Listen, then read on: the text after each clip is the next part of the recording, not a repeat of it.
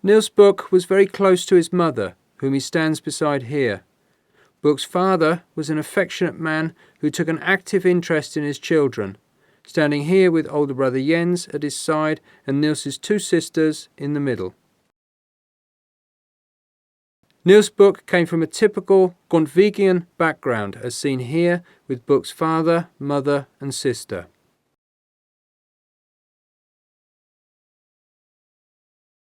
Niels Bukh tried his hand at farm work on his mother and father's small farm, but it was seemingly not something that especially appealed to him.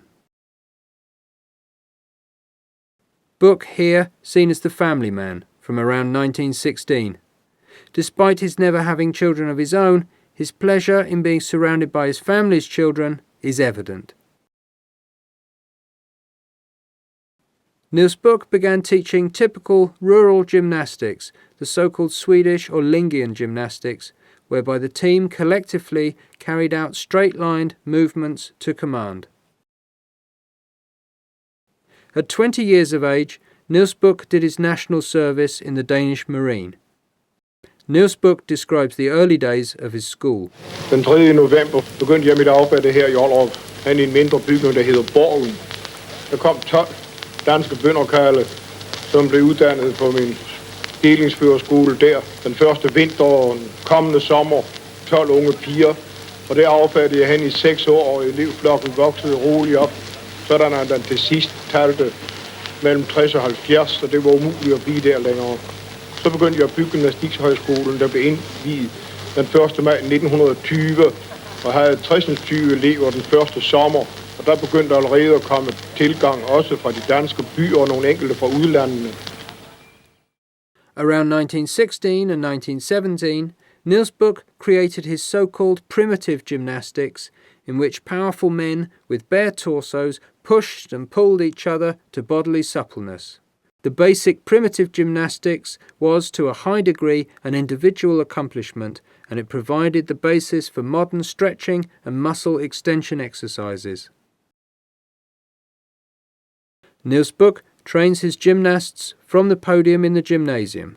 He uses no commands, but instead he hums, he explains, he conducts, and he reprimands.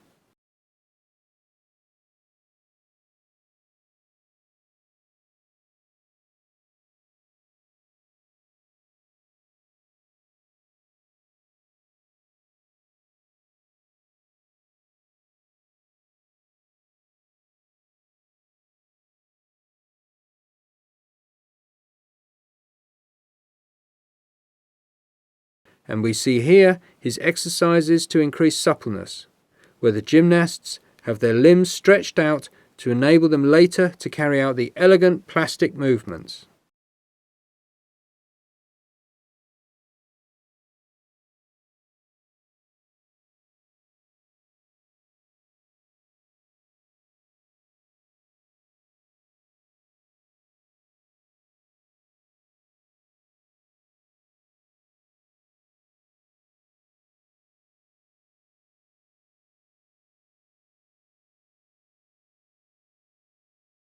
In the background, flags are displayed from all of Bukh's world travels.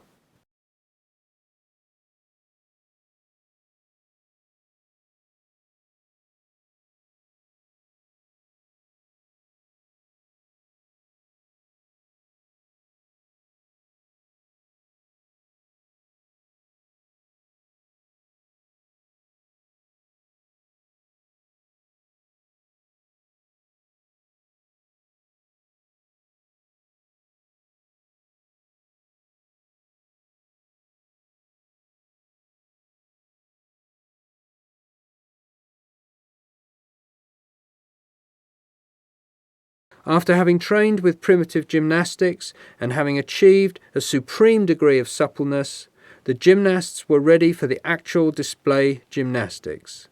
Here, Niels Bukh proudly shows off his gymnasts in Germany in the early 20s. Dressed in their white one-piece suits, they display perfect symmetry of movement. It begins with arm exercises,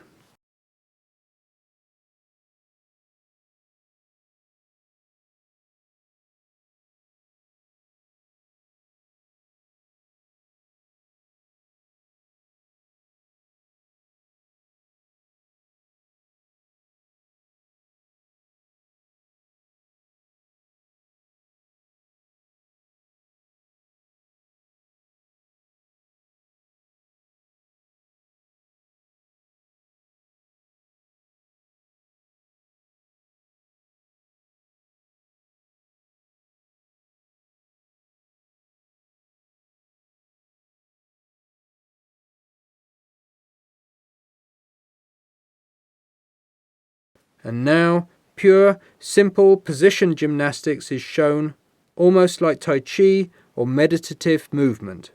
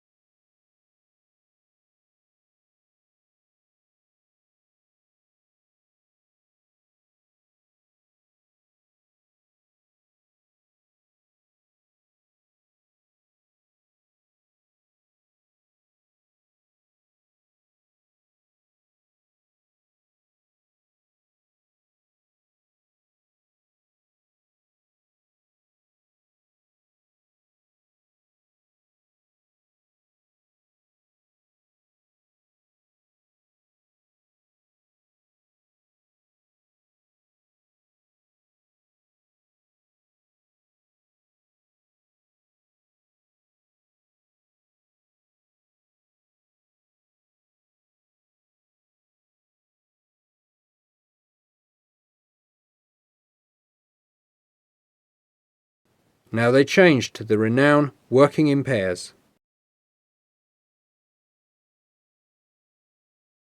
Back exercises.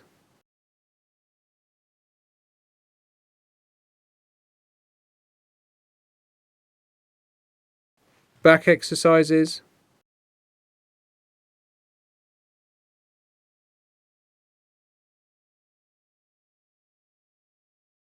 Powerful stretching out of the shoulder by a partner.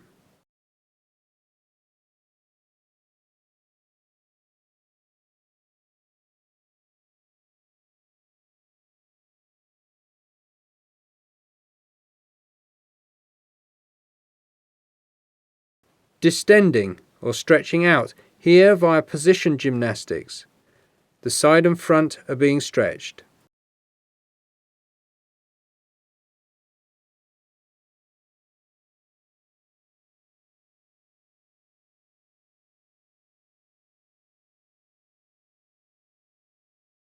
Again, stretching out.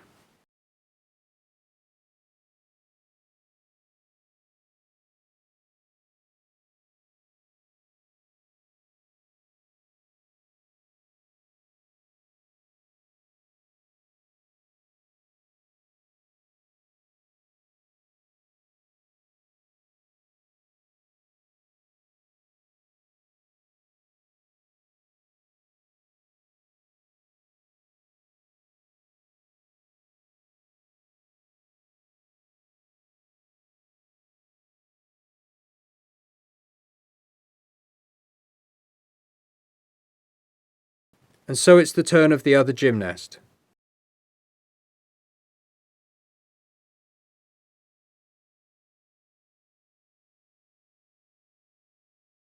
It needs a strong man to lift these 80-kilo farm lads, compared to modern gymnastics where more usually men lift much lighter girls. And here the gymnasts counterbalance each other.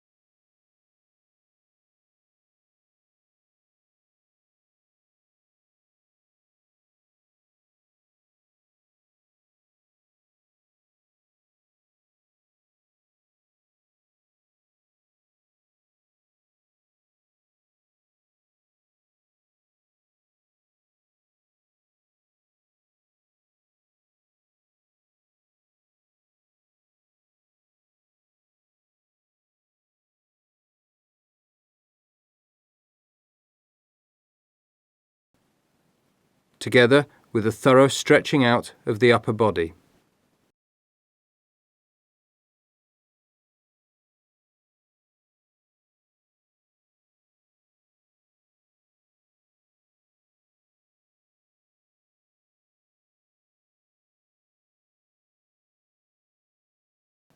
And again, elegant position gymnastics.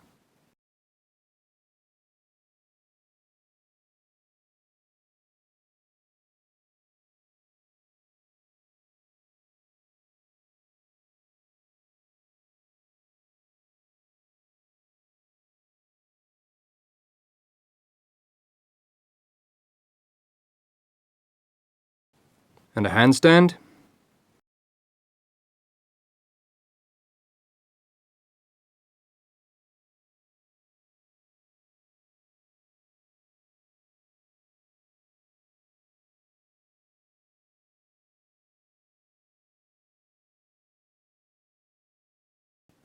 The parade in, to an indoor display in the town of Ribe in 1937. NIELS BUKH inspecting the troops. A classic NIELS BUKH display by male gymnasts. Perfect symmetry. Working in pairs.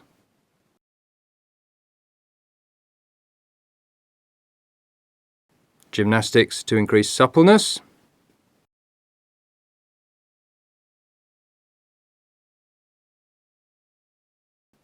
And display gymnastics.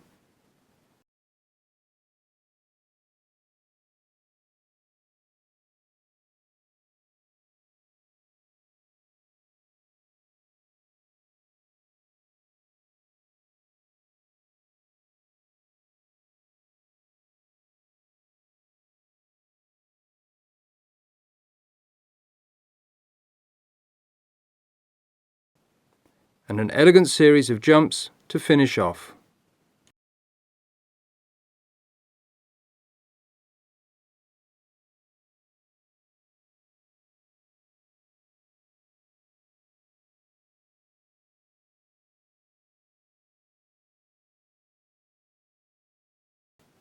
NIELS BUKH pushes one of the gymnasts into place.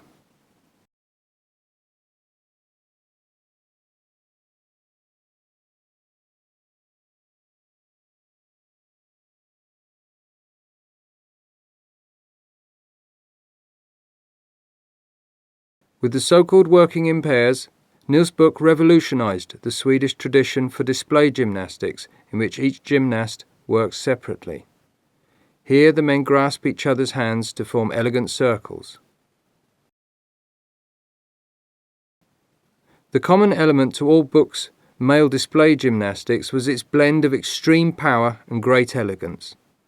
Here, a gymnastics exercise involving unusually close bodily contact. This exercise, originally one of the movements in NIELS BUKH's display gymnastics, became an international symbol for Denmark.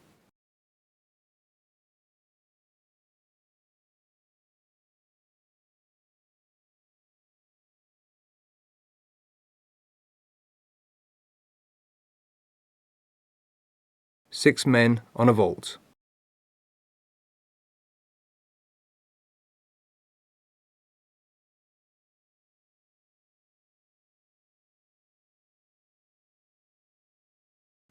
And here, the exercise being done in Rio de Janeiro, Brazil, 1938. Bukh's women gymnasts in new classicist style, dressed in tunics and ballet shoes. There were no jumps or working in pairs in Bukh's women's gymnastics.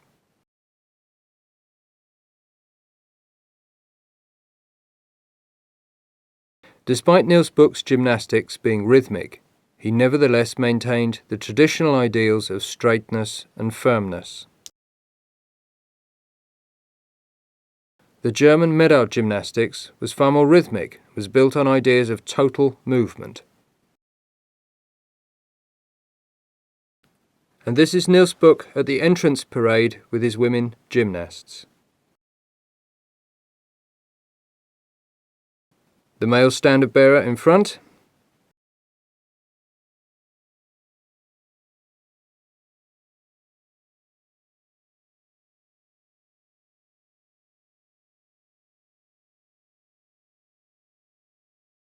Gracefully executed running exercises, almost like dancing.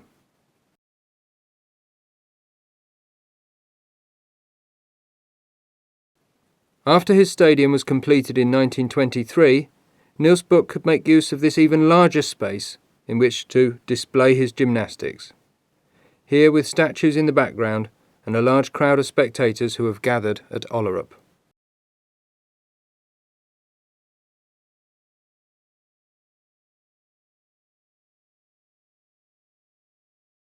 The Danish Folk High School that was next to Bukh's Gymnastics High School.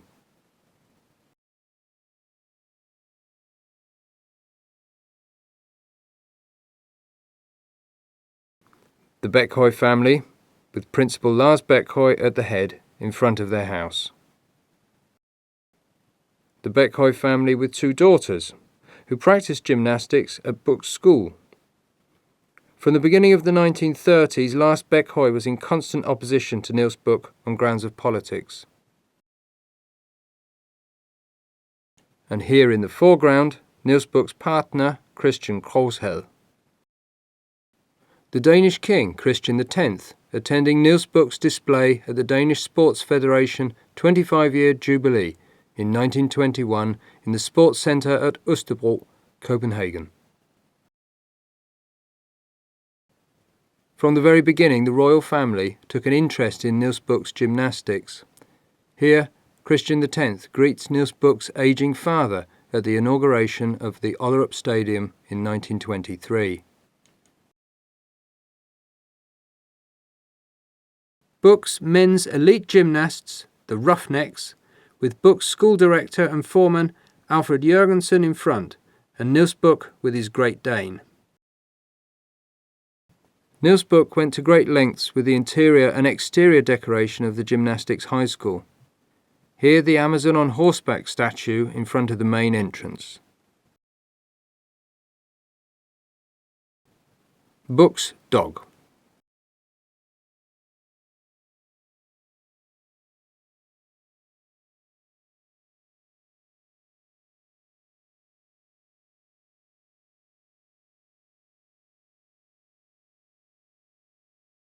A view of the landscape around the Gymnastics High School.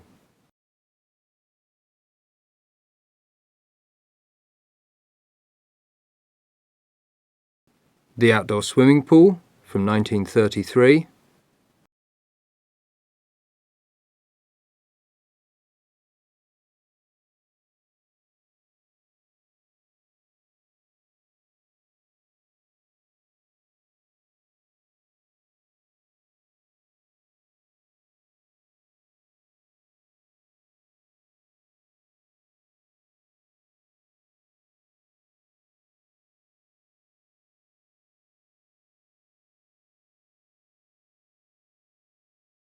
Manly camaraderie in Niels Bukh's new neoclassical swimming pool from 1926.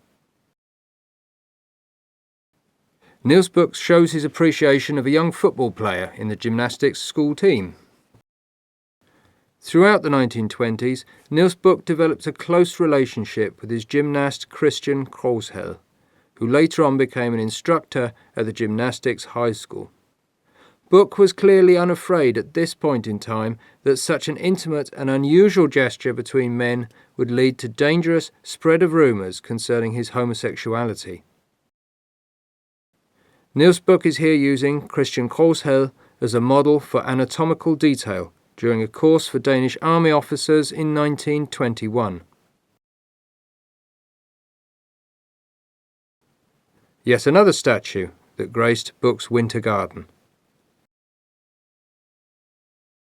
Niels Bukh could be rough-handed with his gymnasts, but, as can be seen in this image, he could also be playful as well as affectionate.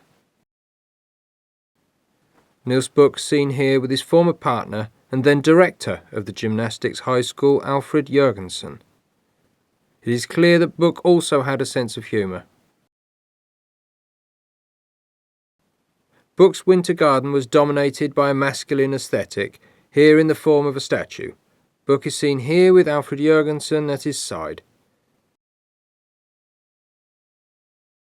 Bukh and his school director, Alfred Jørgensen, at the construction of the OD Hall at Ollerup in 1939. Niels Bukh with one of his rather large and somewhat snappish Great Dane hounds. Niels Bukh was extremely conscious of how he stage managed his public persona. While he still cut a slim figure, Bukh willingly let himself be photographed for postcards that were sent out from the school. A team photo with Niels Bukh in his gymnastics suit, uppermost to the right. Despite criticism, Bukh continued to use the tight leggings for his male gymnasts.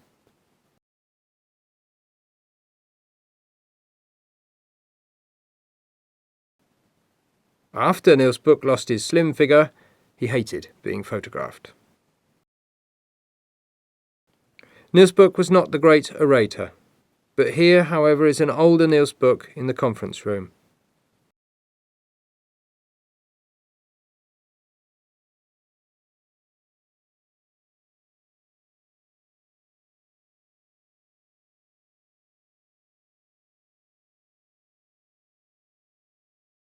In the background, a picture of the Nordic goddess Idun, with the golden apples she uses to grant eternal youth, a sign of Bukh's cult of the young. Niels Bukh loved to pose for an audience, here in his colonial whites or white ducks. Bukh ensured that residency at the Gymnastics High School was undertaken in an atmosphere of good fun.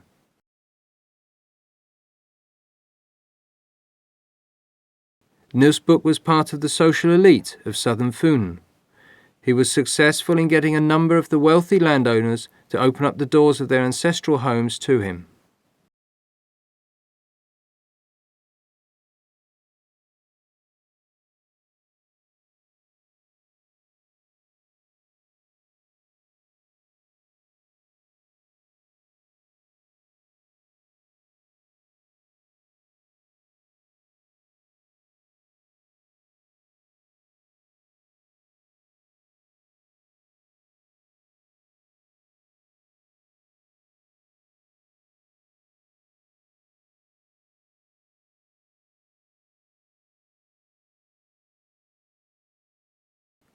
During the annual summer outings to the Fuhn Alps, or rather Schweningen Hills, Bukh was always the life of the party.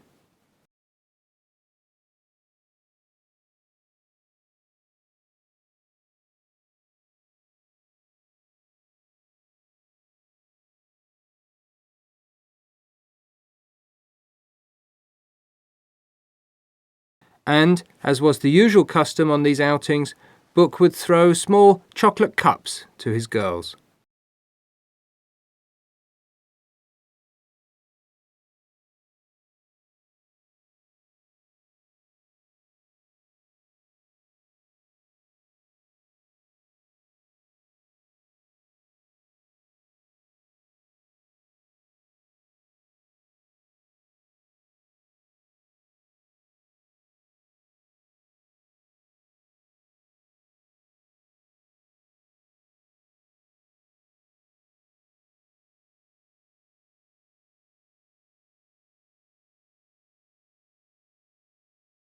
During the 1928 country fair at Dybbøl, Niels Bukh came into conflict with the Danish Shooting Association. He had been barred from entering a team, but nevertheless his ability to take centre stage became apparent when he gathered his gymnasts together for a rousing chorus of song.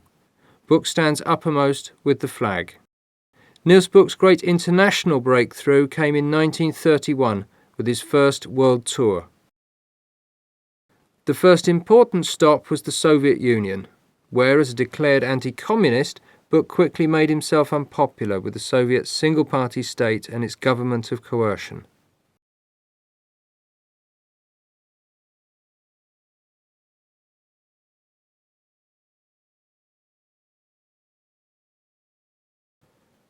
Bukh and his gymnasts were disgusted with the Soviet propaganda. Here from the so-called Stadium for Culture.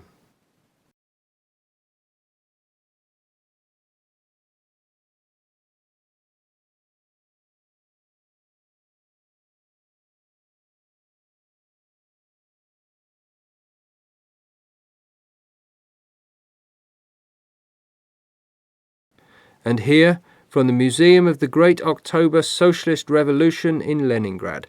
Bukh, true to form, sporting his colonial whites.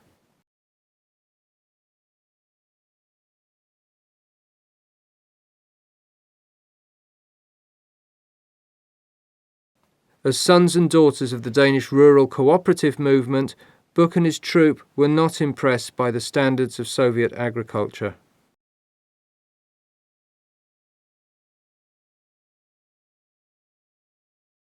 The troop also visited a children's home where gymnastics was practiced.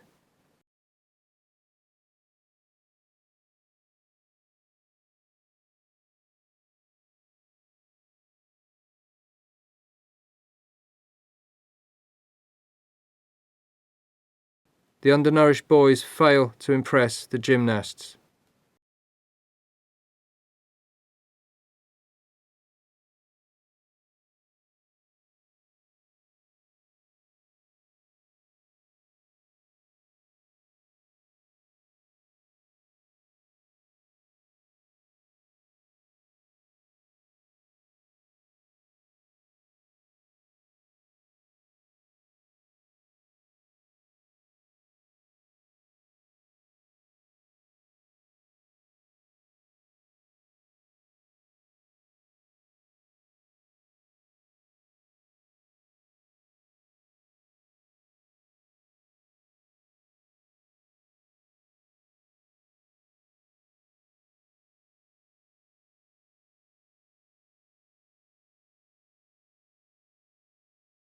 The primitive wooden plough was particularly dejecting to the gymnasts, given the Soviet boasts about high standards of agriculture.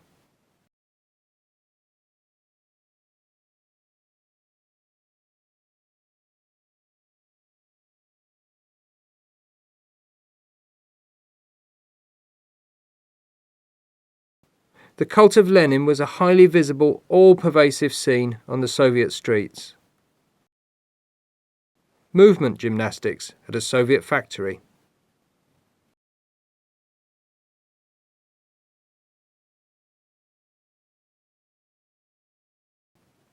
The troop was shocked at encounters with refugee kulaks, or peasant farmers, on their way to the Gulag Archipelago, the Soviet work camps. NIELS BUKH was not exactly thrilled at demonstrating his gymnastics in a practically empty stadium, under Lenin's paternal outstretched arm. Bukh's women's gymnastics in an empty stadium in Leningrad. In the background, a statue of Lenin can be seen pointing towards a bright future. From the Soviet Union, the troop travelled on to Manchuria and Harbin, then on to Mukden and further on to Korea, where they presented a display in Seoul, then on to Busan and finally to Tokyo and the tour of Japan. The Japanese railway in Manchuria was clearly well guarded by the military. NIELS BUKH is here seen in a rickshaw.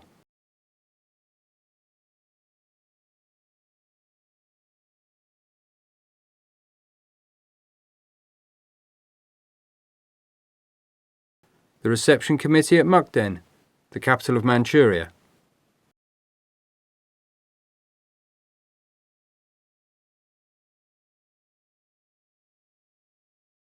The display in the part of Manchuria that was invaded by the Japanese some weeks later was a huge success for the Japanese organisers.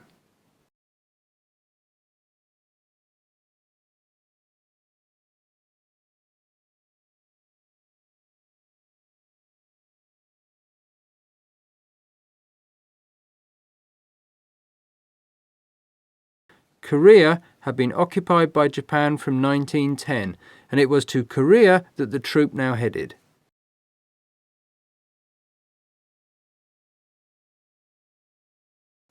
This is the area around the Korean Imperial Palace.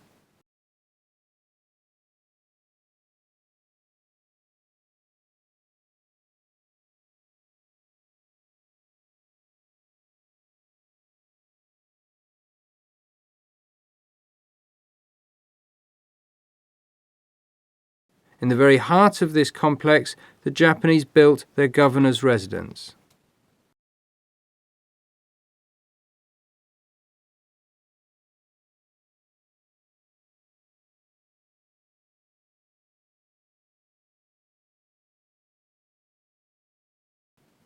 The Danish and Japanese flags flying side by side in Seoul. A crowd of some 10,000 gave the Danish troop a tremendous reception. The troop march in.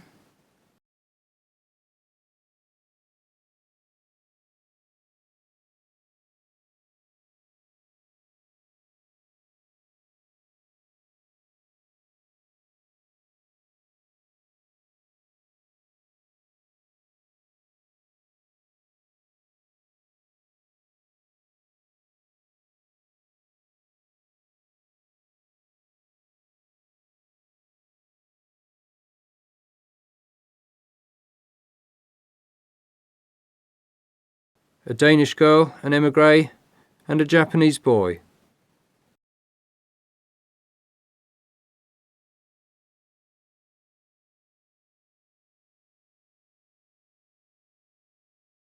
NIELS BUKH's women gymnasts are seen here performing under canopy due to the heat, while the master himself, NIELS BUKH, conducts. The extreme clamour of the press testifies to how much of a propaganda triumph this was for the Japanese.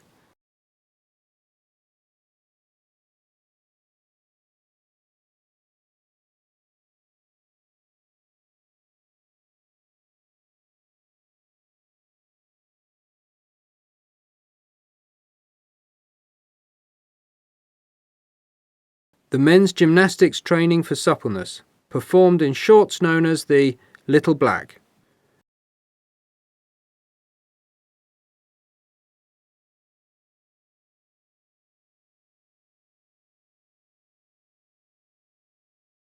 This was perhaps NIELS BUKH's largest display ever, to a public of around 35,000.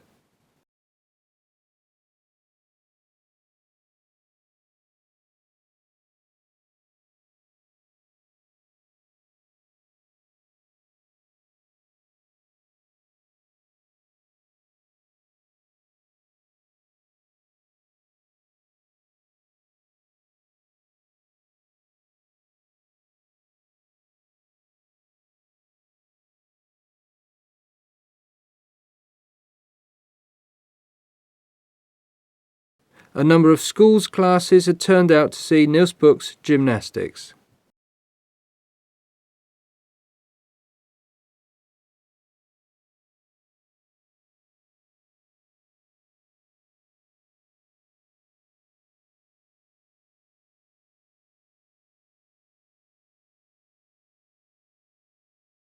For many of the children, meeting the gymnasts was the first time they had ever met white Europeans.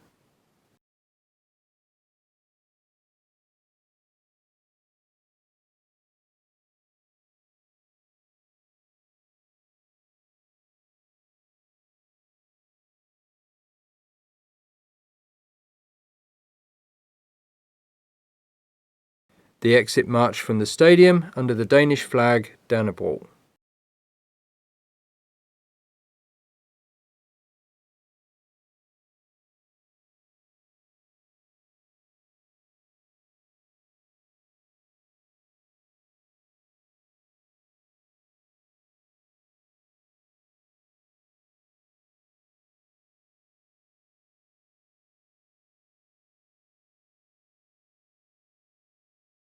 The gymnastics troupe travel on to Japan.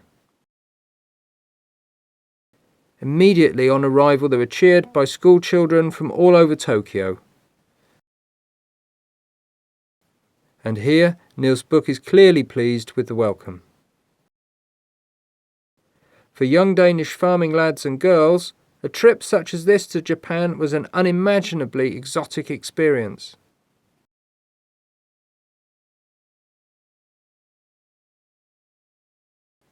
Members of the troupe line up behind the Japanese school children.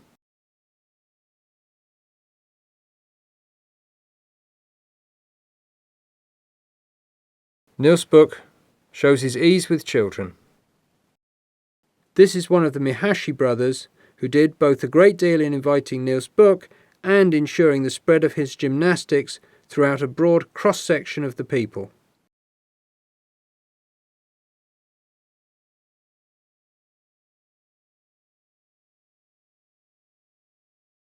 Not least, schools gymnastics was deeply influenced by NIELS BUKH's gymnastics. The imperial princes attended one of NIELS BUKH's displays.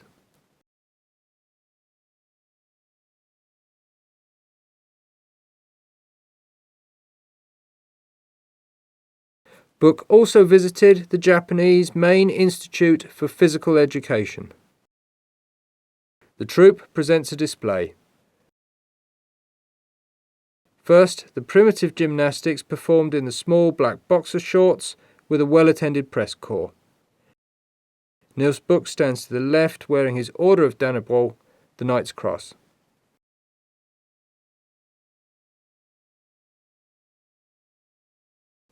And on to the girls with their dance gymnastics.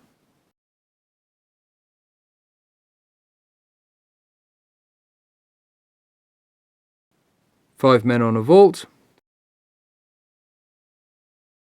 The dynamic stream of jumps that impressed audiences the world over.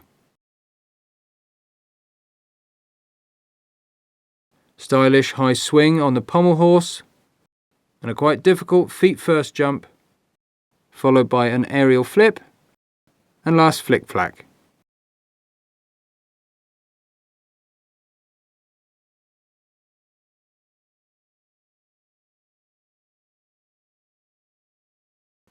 The Japanese too provided displays of traditional dance and carnival theatre.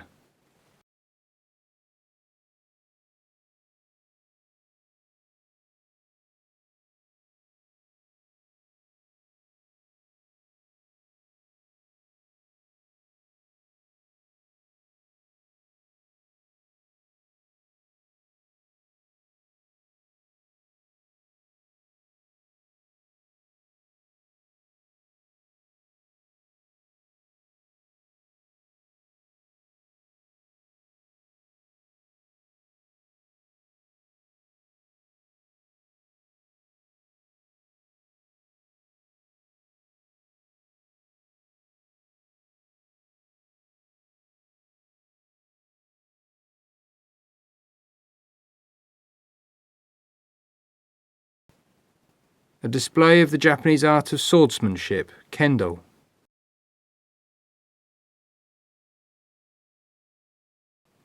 And here kendo with bamboo staves and armour.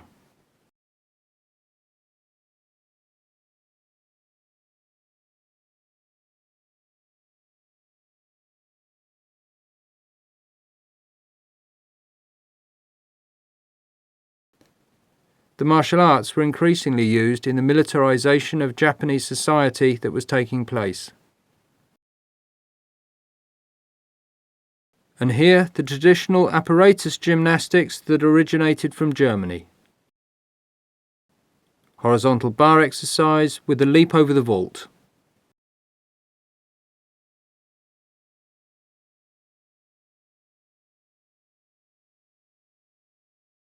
Japanese judo exponents in training, with warm-up exercises and throws.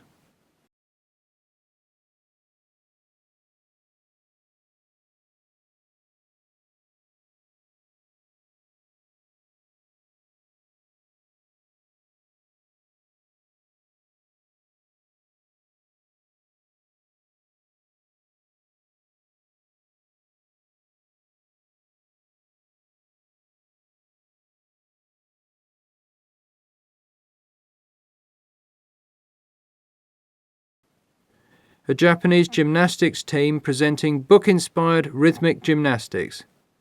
The style is somewhat loose compared to that of Bukh's students at his school. The so-called pyramids, at which the Japanese were incredibly skillful.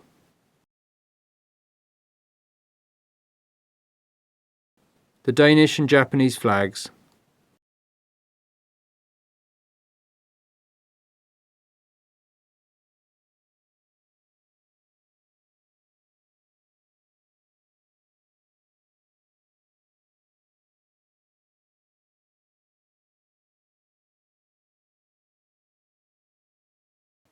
and a pyramid that collapses. The judo sportsmen make their exit. A heavy militarization of the Japanese youth had taken place around the invasion of Manchuria, and this is clearly seen here in the students' shooting practices.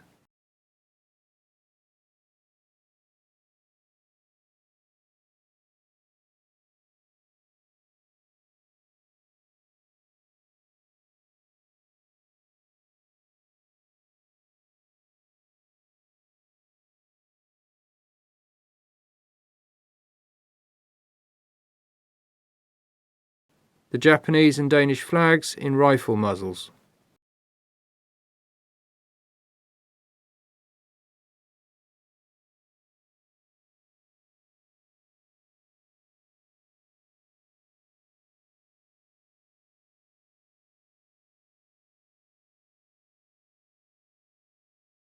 The Japanese politicians were extremely pleased with NIELS BUKH, here visiting the Japanese Prime Minister and ministers with his troupe, with the gymnasts in traditional folk dance dress. In many places, folk dancing became a popular expression of Denmark as a small, peaceful, cultural nation.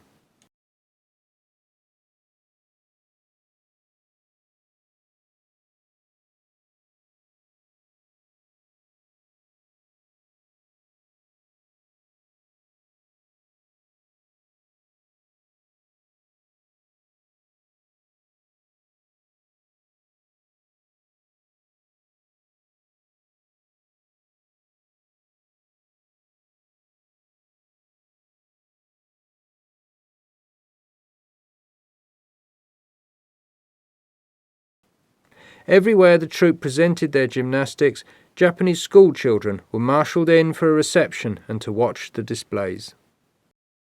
These displays were a welcome break for children at a time when both euphoric war fever and the dread of war followed on in the wake of the Japanese invasion of Chinese Manchuria.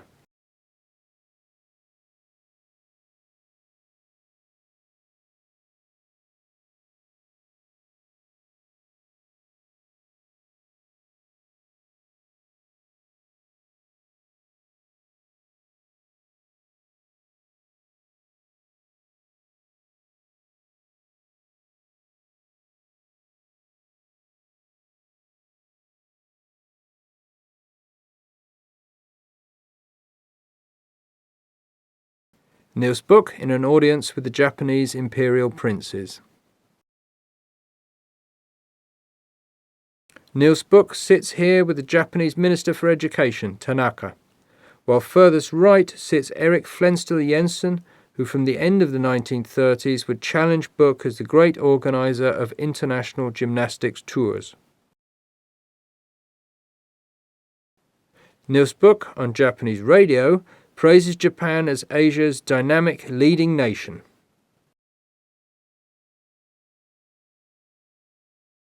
En masse training of NIELS BUKH's gymnastics in Japan. In the beginning, NIELS BUKH's gymnastics were introduced into a number of Christian girls' schools in Japan.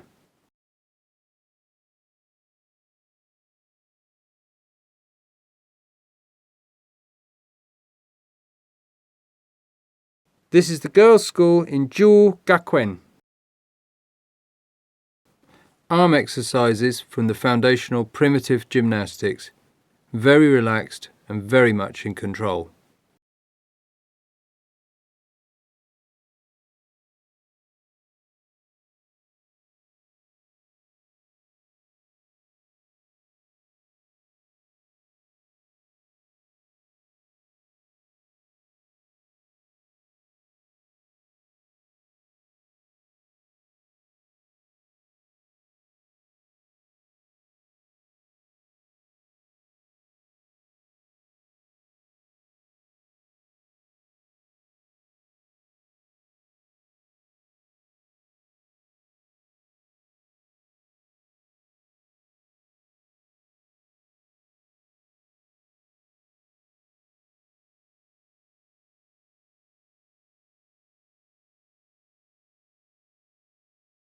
The girls are expert at choreographed gymnastics and end by forming the school's motto with their bodies: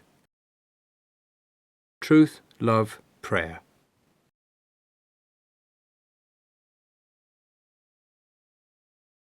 NIELS BUKH's exercises became a very popular form of Japanese men's gymnastics in the 1930s, pure, unadulterated, Ollerup position gymnastics. Within the large Tamagawa school system in Tokyo, NIELS BUKH's gymnastics is still practiced today in the classic light blue Ollerup costume, and even today the Japanese still prefer few changes to the traditional Bukh gymnastics, although here the use of clubs is a Japanese introduction. Japanese women gymnasts practiced Bukh's gymnastics in the 1930s under the leadership of one of Bukh's students. NIELS BUKH and a Japanese friend at the Gymnastics High School.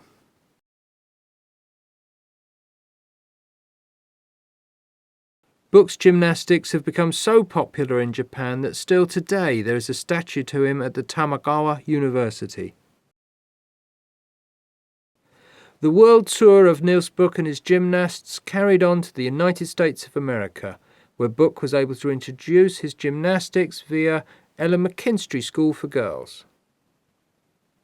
Many of the women teachers from here also received training at Ollerup. Bukh was impressed by American industry and technology, by skyscrapers.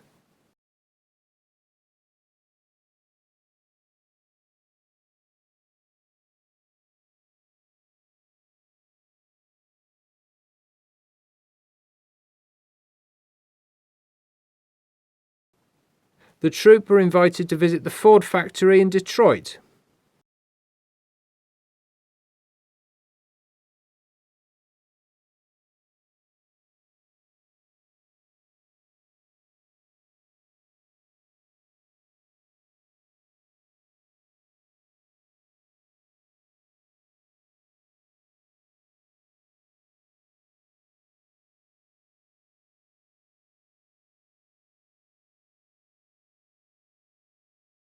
The great numbers of unemployed during the Great Depression in the US, and here the unemployed in London, was something that NIELS BUKH took to heart.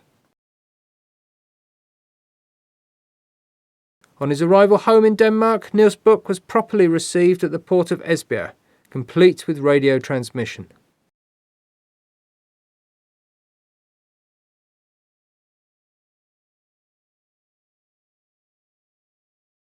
Another reception, here in the Danish town of Svendborg. NIELS BUKH presents a display to the Danish Parliament at Christiansborg, the only sports educationist ever to achieve this distinction. The sports hall at Ollerup was planned along distinctly neoclassicist lines, almost as another Parthenon.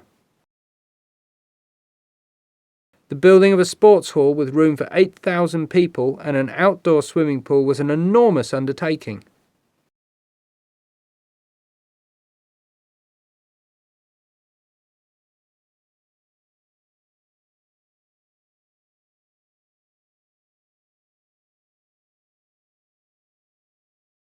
In the background, the main building.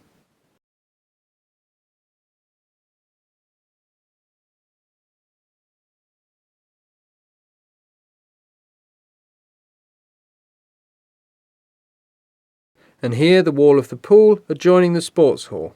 NIELS BUKH seen in his characteristic colonial whites.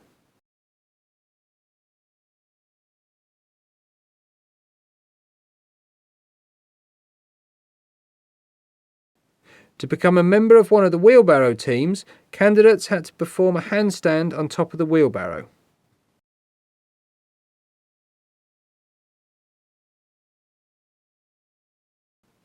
The sheer scale of the building was an expression of Bukh's desire that the Gymnastics High School at Ollerup become a world centre for body culture, a new Olympia. Here, the development of the building project.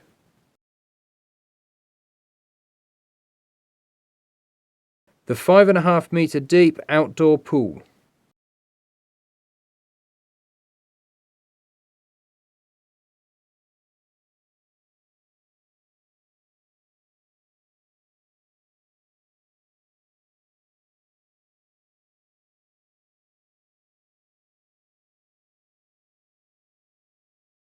In the foreground, the glass above the indoor swimming pool, and in the background, the new sports hall, which at the time was one of the biggest in Europe.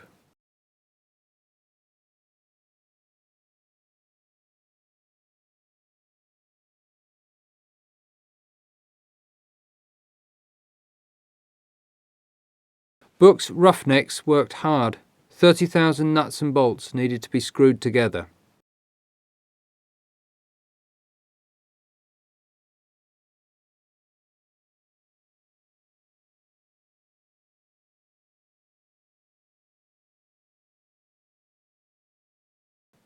And the near-completed result.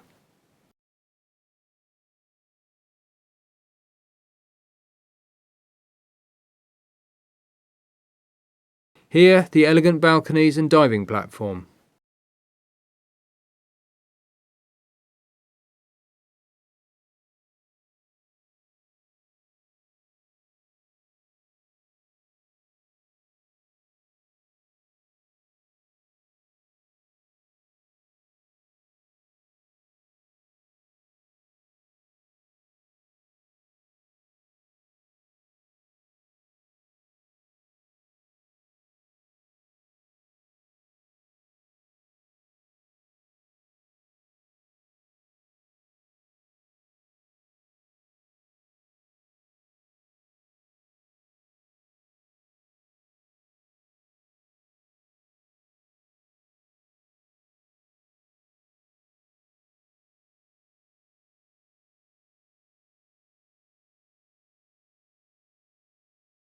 And here the finished swimming facilities and sports hall, with the pool area ringed by statues. Bukh organises positions for a group photograph of his team, prior to their participation in the Olympic Games of 1936 in Berlin. The team photo for Bukh's Berlin trip of 1933. Handstands in front of the main building. And so departure for the display in Berlin.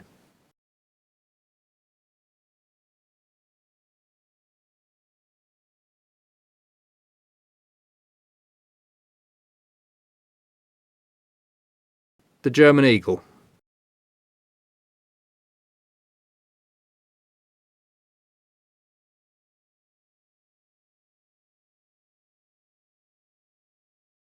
And someone curious as to what the swastika might mean. Here in the flower-decked gymnastics hall, the team was supposed to prove the superiority of Bukh's gymnastics to the Nazi sports authorities.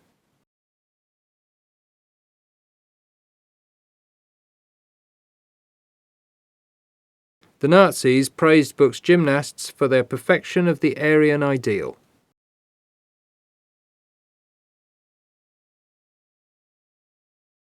Another, different picture from the display to the Danish Parliament in 1931.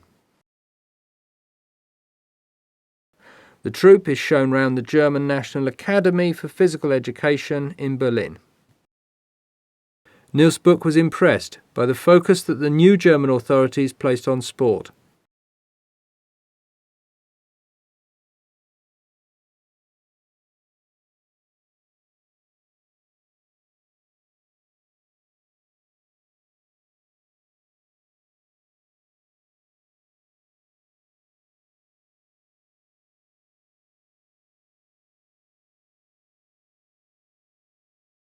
Building work for the coming Berlin Olympic Games was in full swing.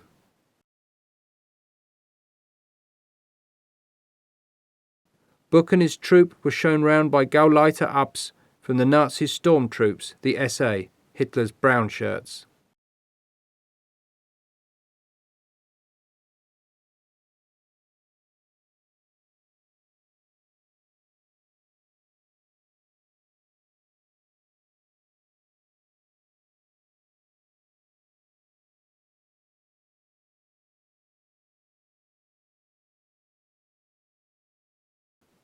The Olympic Stadium in Berlin.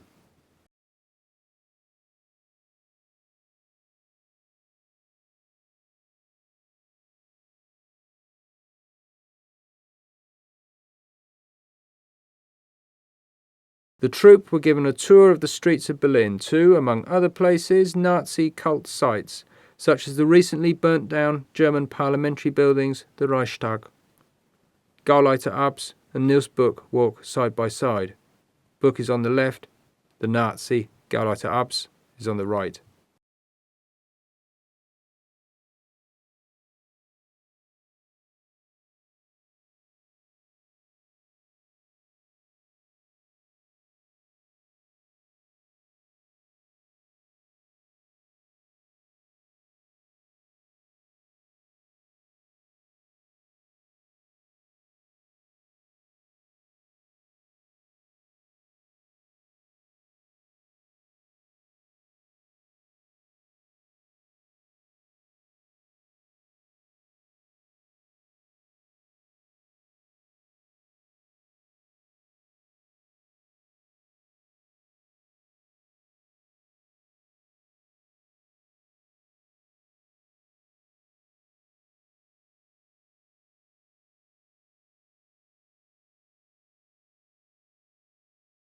Bukh and his former partner, Christian Krogshed, under the Brandenburg Gate, with Gauleiter Abs at their side.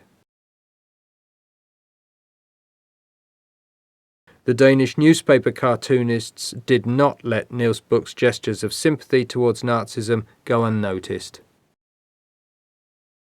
Here, the Danish Prime Minister, the Social Democrat Stauning, leans against a vaulting horse with a bag of state financial support for Bukh's school, while H.P. Sørensen, editor of the Social Democratic newspaper Socialdemokraten, demands better political behaviour from NIELS BUKH. Here, Bukh's educationist approach, as well as his gymnastics for suppleness, are joined together with his political beliefs. It seemed repugnant that Bukh, following certain anti-Semitic comments in print, should accompany those comments with this picture of Jewish children, highlighting the otherness of their characteristic earlocks and skullcaps. Following his anti-Semitic comments, NIELS BUKH was ostracised by Jewish groups. However, after the toning down of his outward political life in 1934, he met with his old Jewish school friend and in-house performer at the Gymnastics High School, Troels Trier, at least on one occasion. Pictures from a school sports tournament in 1934 held at the Gymnastics High School at Ollerup.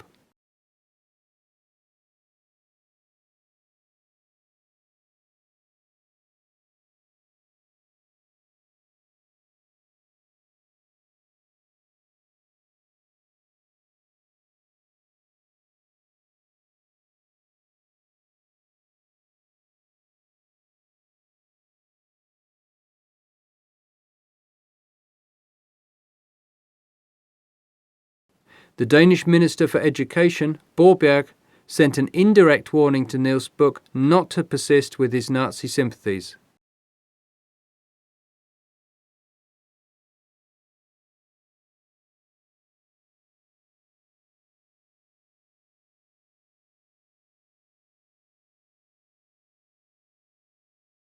NIELS BUKH attempted to have his gymnastics taken up as part of the Danish national education programme. But in general, resistance from Danish schools authorities, doctors and sports physiologists was too strong.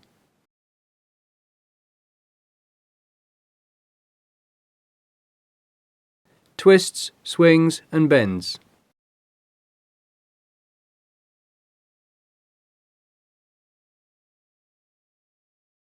Jump over the vault.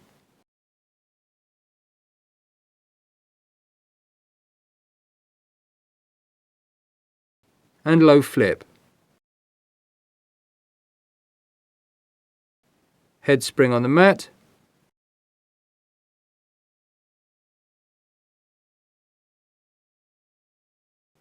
A difficult back spring.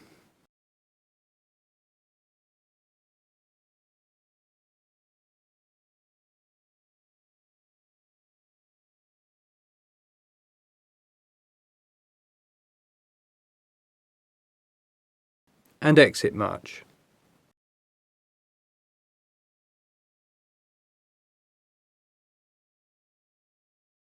A visit to the sports hall by the world-renowned tenor Gillier, one of Benito Mussolini's cultural aces.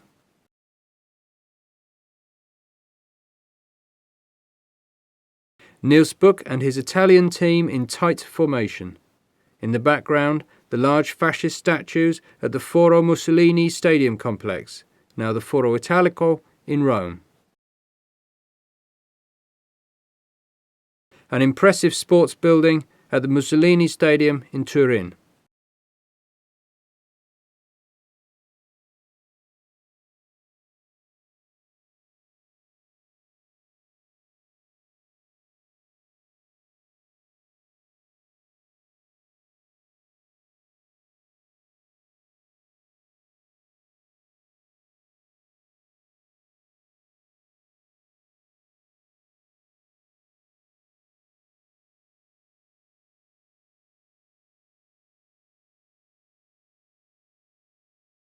The troop march in before their display with outstretched arms.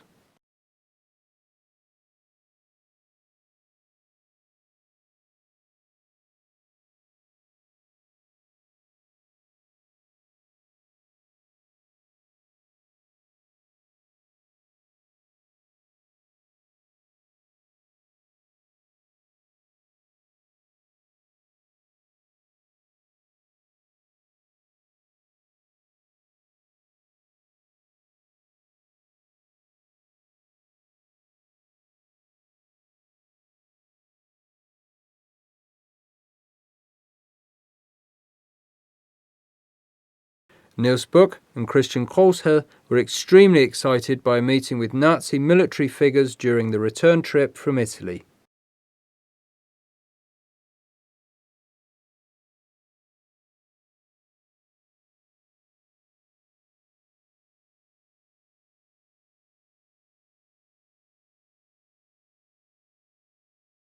In Turin, the military especially took an interest in the Danish gymnastics, which at least ensured the tour a small measure of success.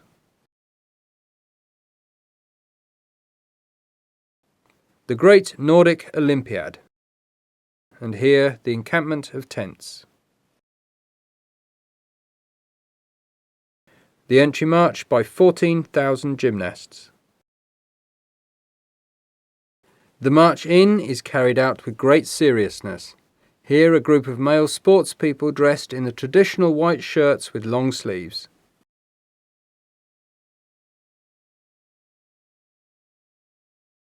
Calm and dignified.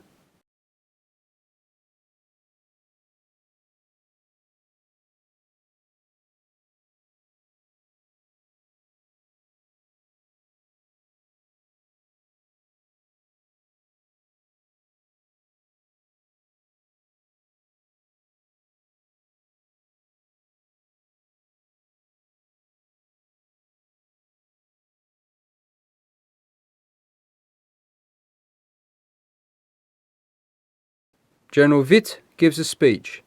During the following days, God, King and Country were the main items on the programme. A special National Games March was performed.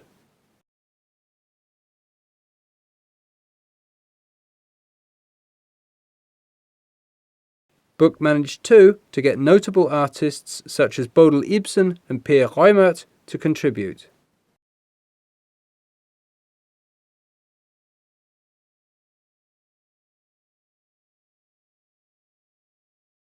Bukh and his gymnasts march in. Bukh furthest to the left.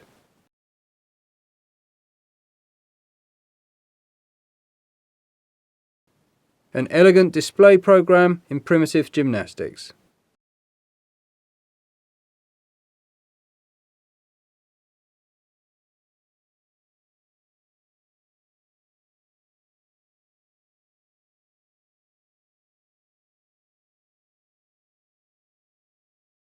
Sideways stretching.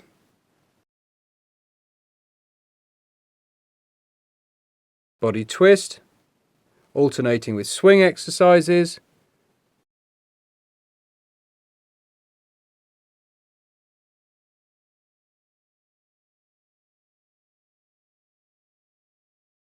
and lower back bends with straight legs.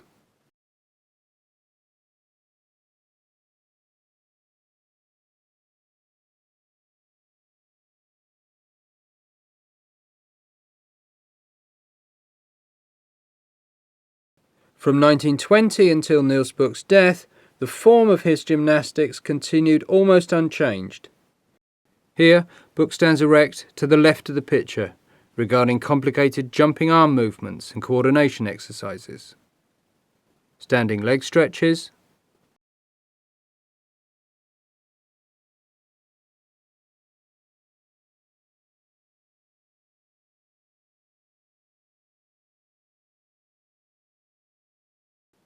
and a pure classic Bukhian sideways stretch.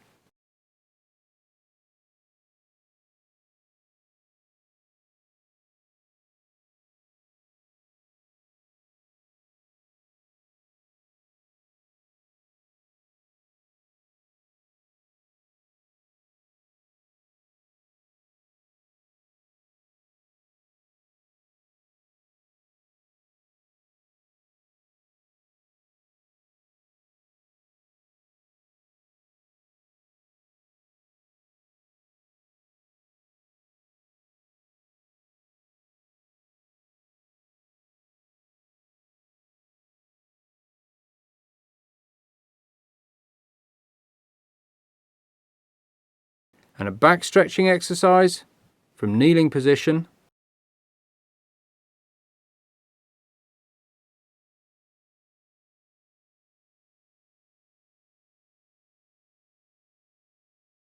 The difficult spread-legged position with forehead touching the floor.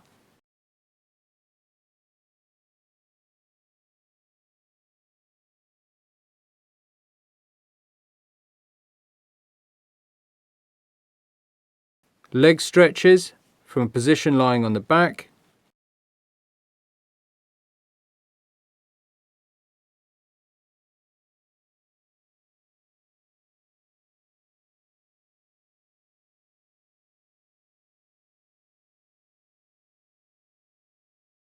With a bend forward, torso flat to the legs, and exercises for balance.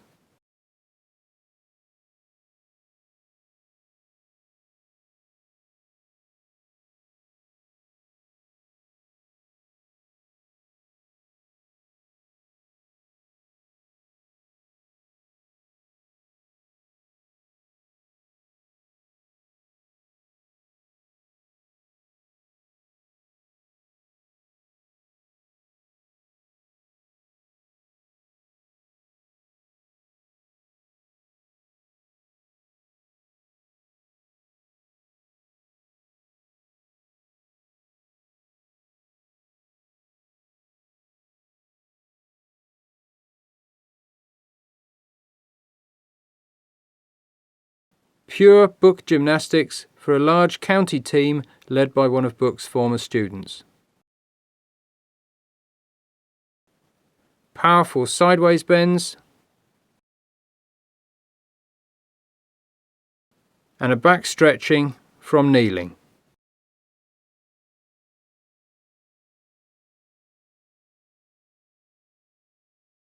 Balance training and strengthening exercises for the legs.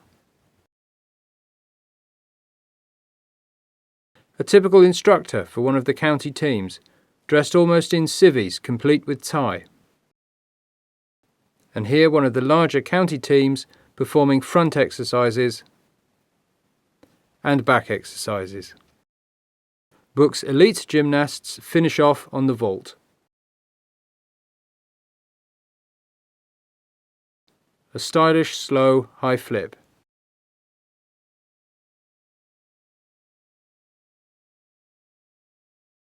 The gymnasts move forward down the vault and allow themselves to fall until the last 6, who remain in position, forming the renowned 6 men on a vault.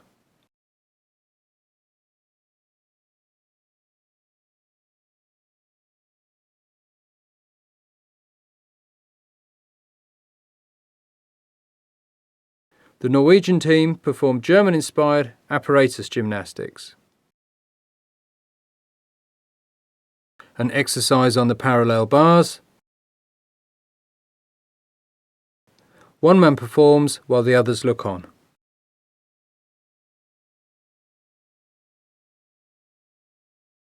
And a jump over the vault from a specially constructed springboard, in contrast to NIELS BUKH's gymnasts who use no such apparatus.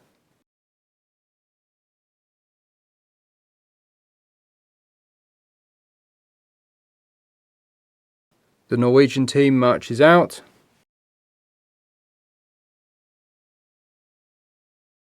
And the Swedish team marches in.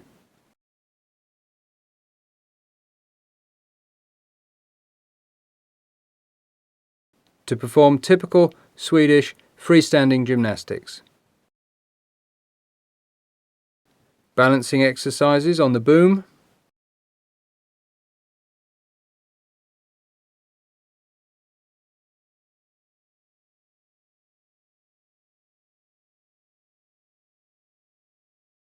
And vaulting.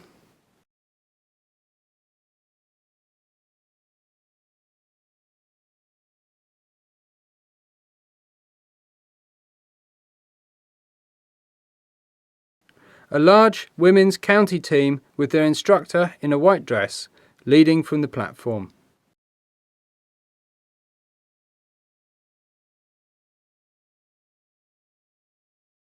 Here can be seen physical training director K.A. Knudsen and the grand old lady of Finnish gymnastics Elli Björksten.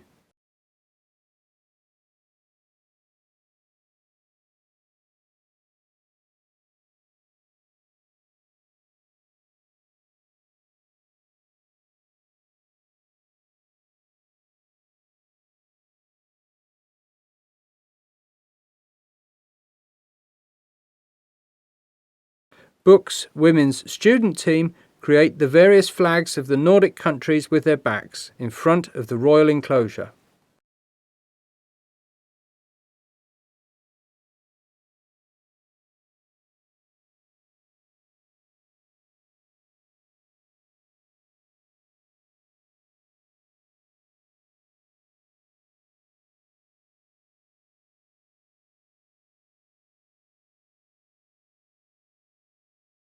Bukh made use of the contemporary fascination in the play between light and dark, day and night, with this choreography in the dark.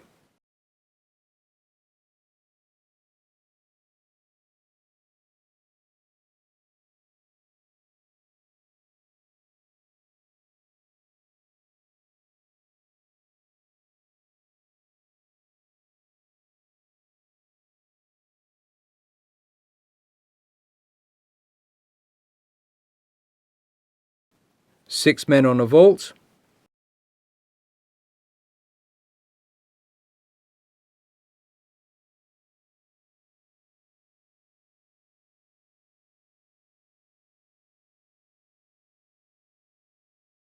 In collaboration with the Danish Royal Ballet, NIELS BUKH's gymnastics girls perform war dance.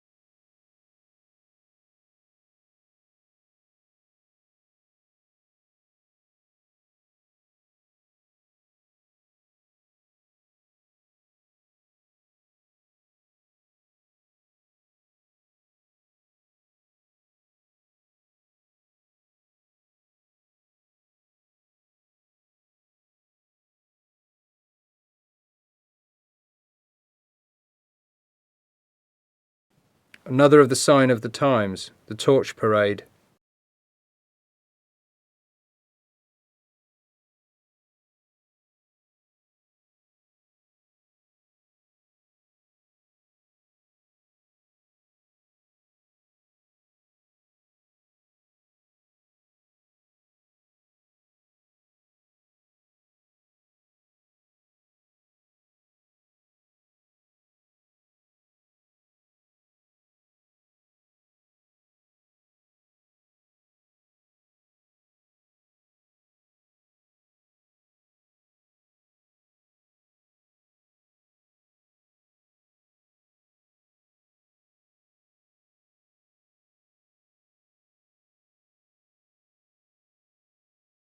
And the games end with an impressive fireworks display.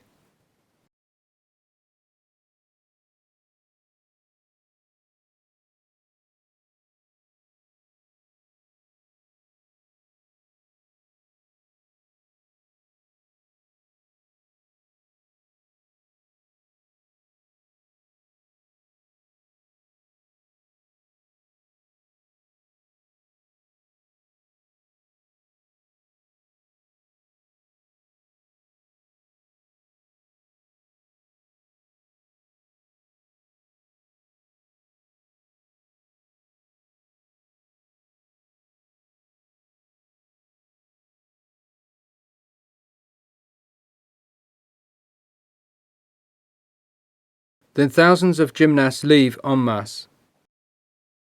The gymnasts surge forward towards the exit, in contrast to their controlled march in.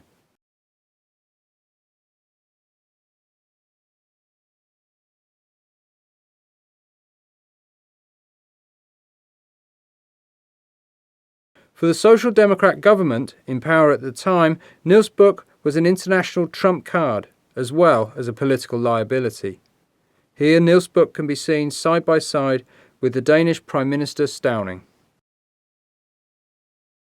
During his display at Flensburg in 1936, Bukh was greeted by Nazi spectators with outstretched arms.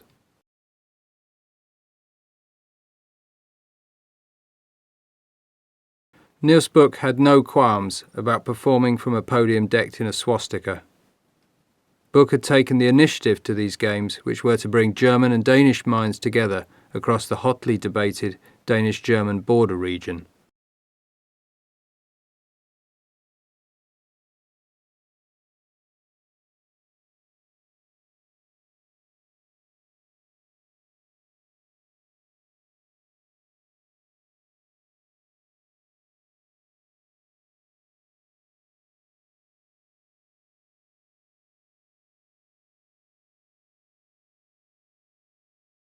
Folk dancing by blonde Danish gymnasts greatly pleased the Nazi organisers. Bukh passes in front of the main spectator stand together with his gymnasts. NIELS BUKH used this photograph of a huge muster of Nazi troops in Lustgarten in Berlin in his high school annual report.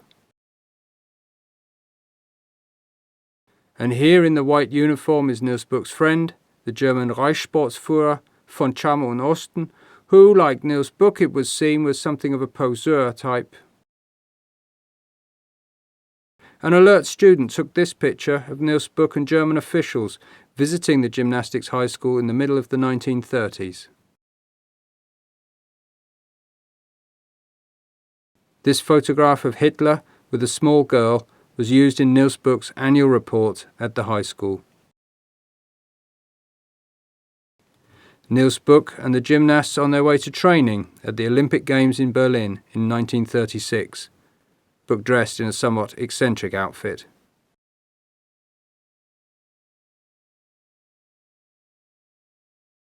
Bukh's men's gymnastics display at the Olympic Games in 1936.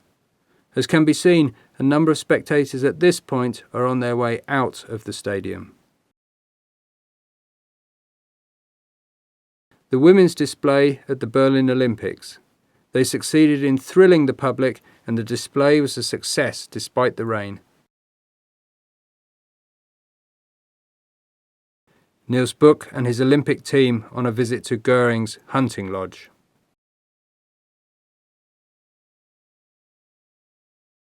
A photograph again from the high school's yearbook, a mass choreography of German schoolchildren creating the 5 Olympic rings.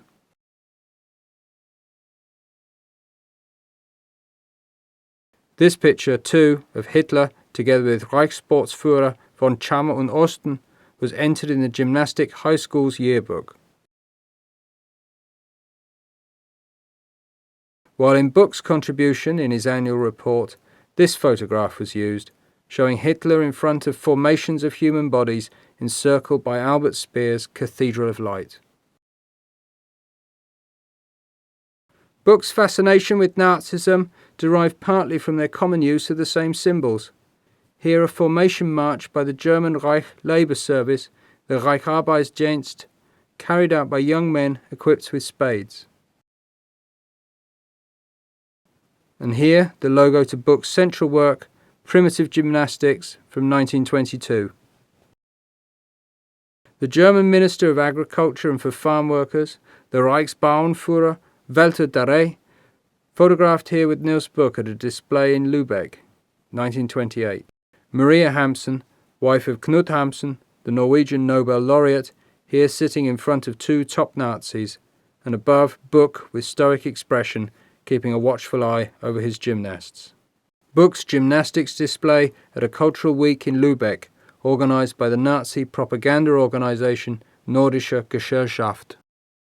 Danish Democrats, however, could cheer on NIELS BUKH's Gymnastics of the Common People, as can be seen from this image. While German Nazis could also praise Bukh's gymnastics, but this time for its promotion of Aryan youth. The same picture could be used by both Nazis and Danish Democrats for widely differing purposes. NIELS BUKH addresses the crowd through loudspeakers from the balcony of his large sports hall during the Oxford meeting in 1936. The entry march at the Military Academy of Montevideo in Uruguay. Bukh stands here with the Uruguayan and Danish flags.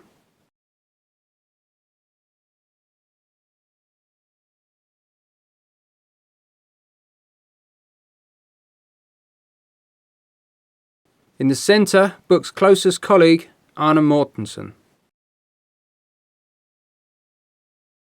In the background are the buildings of the military academy, and the trip to South America was, to a high degree, motivated by South American military interest in the effectiveness of Bukh's training programme.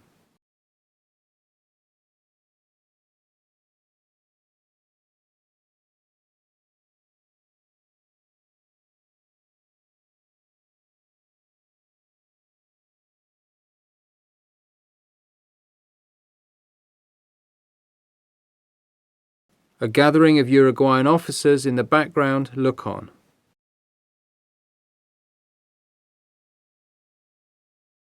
Bukh's passive stretching exercises. Working in pairs.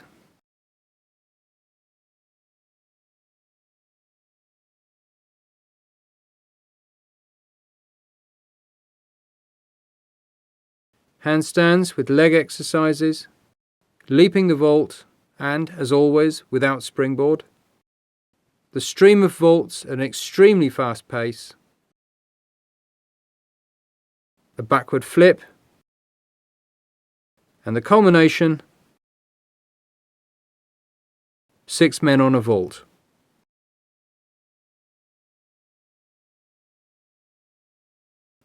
The so-called tiger vault, again without the use of the springboard. And the high turns carried out on a pommel horse. Impressive running leap over the horse. A low vault flip followed by an aerial flip.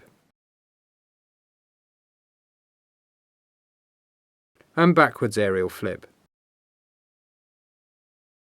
There were also a good number of civilian spectators present.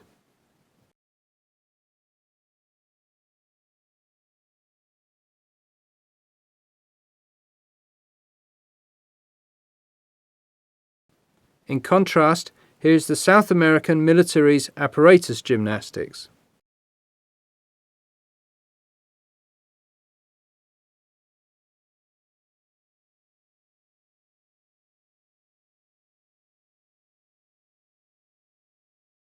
And soldiers in the background.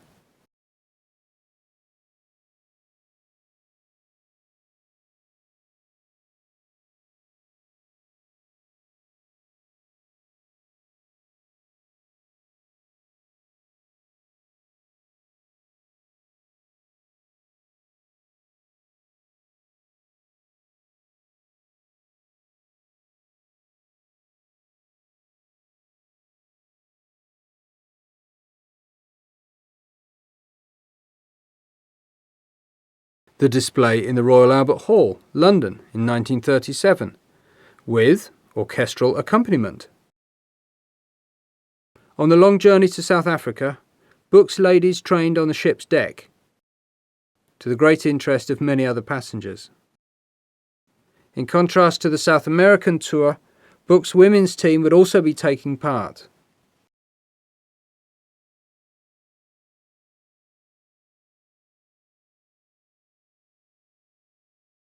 The display in Johannesburg was watched by around 30,000 white and coloured spectators. Black onlookers had to make do with pressing their noses to the fencing around the stadium.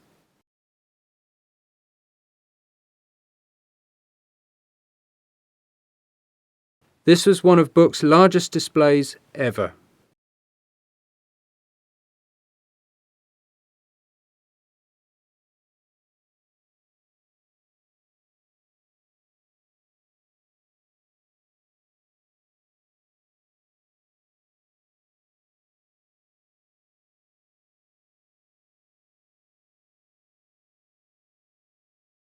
It worked very much in Bukh's favour that, as an educationist, he stuck to and always showed his basic training, and not just the results of this, his primitive gymnastics. And here, typical warm-up exercises in primitive gymnastics.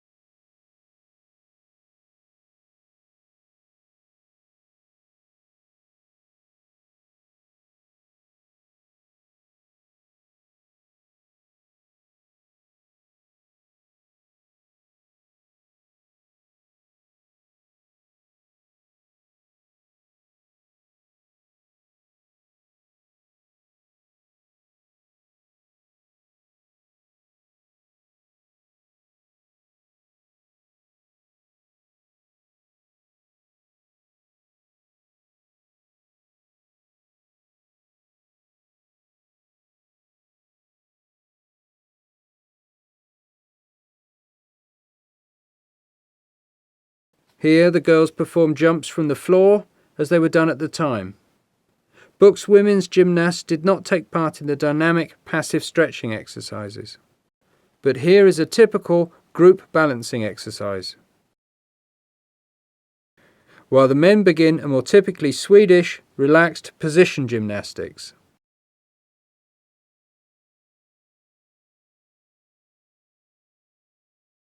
Going over to working in pairs.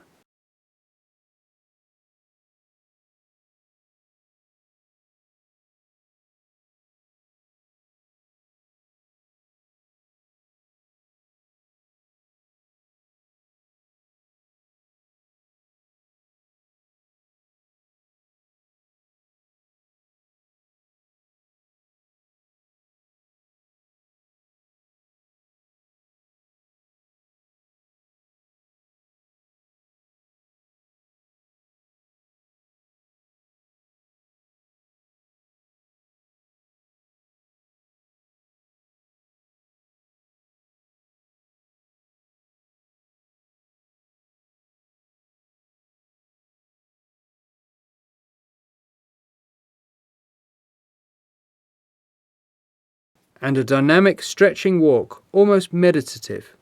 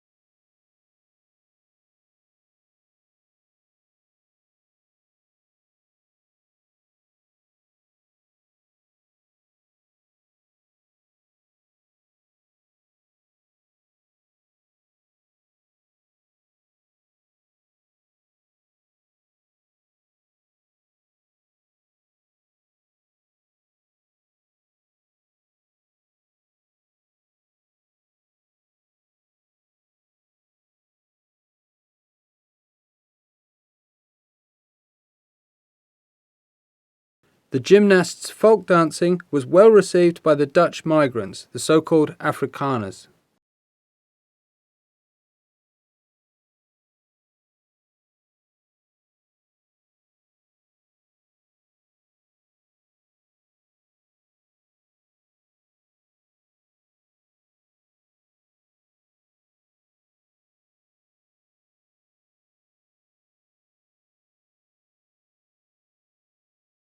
NIELS Bukh's gymnastics was introduced into the South African schools education programme.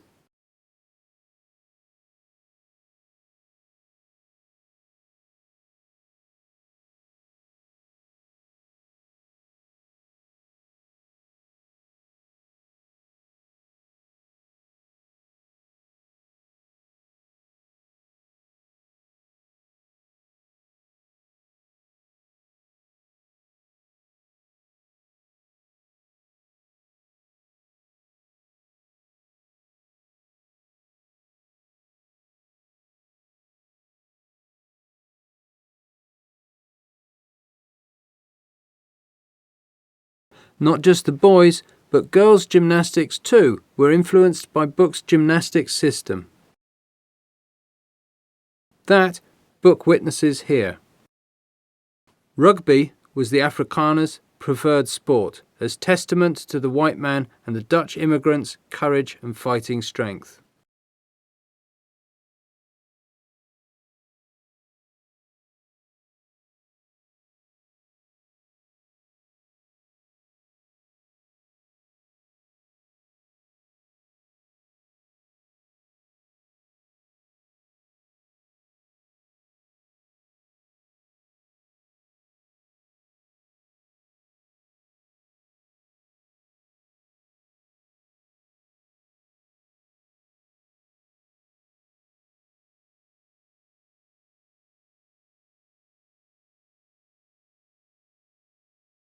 The same was true of boxing.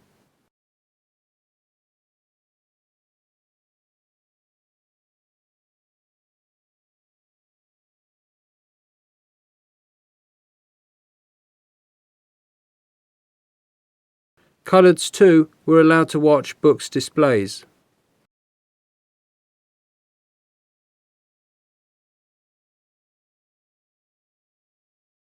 And many schools classes obviously attended.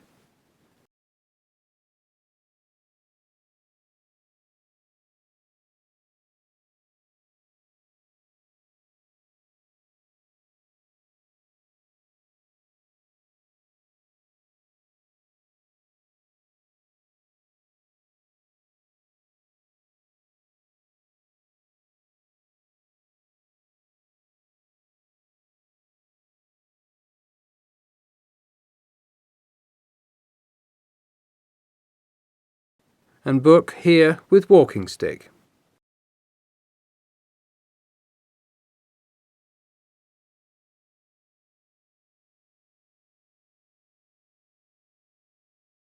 The Afrikaans-oriented white labour service force presents a display here, creating the organisation's symbol SDB, which are the Dutch initials of the South African Labour Service Battalion.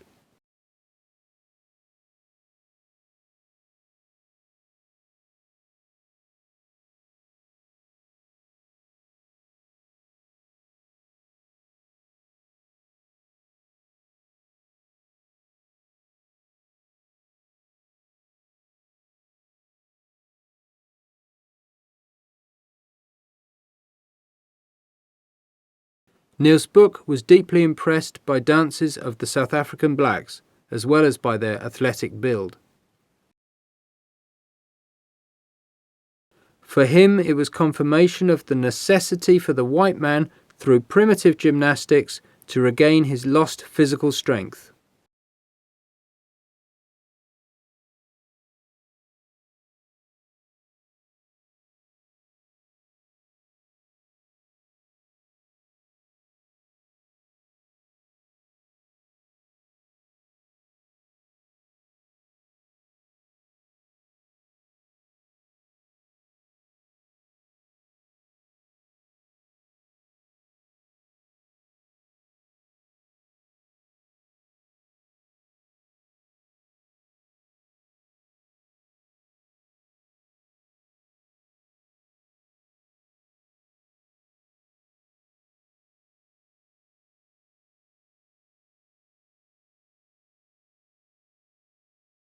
Black girls too could practice NIELS BUKH's gymnastics, just not together with whites.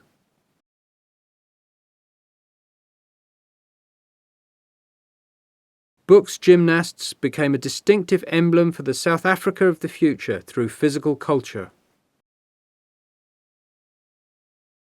In 1939, NIELS BUKH arrived in the USA for the third time.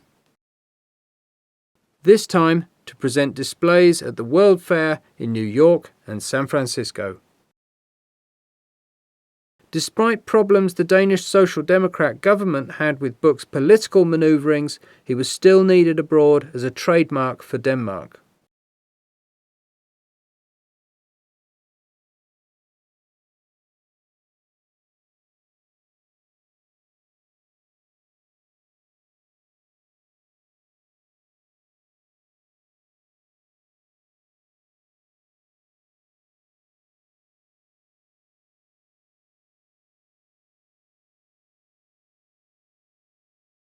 The troupe visited the site for the Danish exhibition at the World Fair.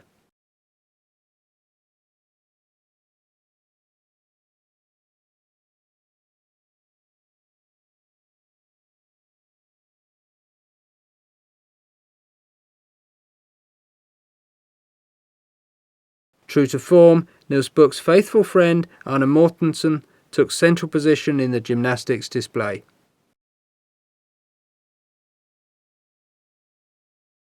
Rifle training at the sports hall in 1939.